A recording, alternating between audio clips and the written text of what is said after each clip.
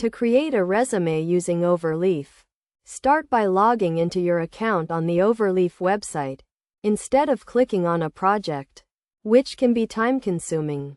Click on the Template option. From there, search for resume and browse through the various templates that appear. Select the one that suits your needs, and it will open up in the editor. The template will be displayed on the right side, while the code can be edited on the left. To make changes, simply edit the code as needed, but keep in mind that basic LaTeX skills are required. After making changes, click Recompile to see the updates in the PDF output. This process allows you to customize your resume to your liking. Editing your resume is straightforward. Make changes to the code, recompile, and review the updates.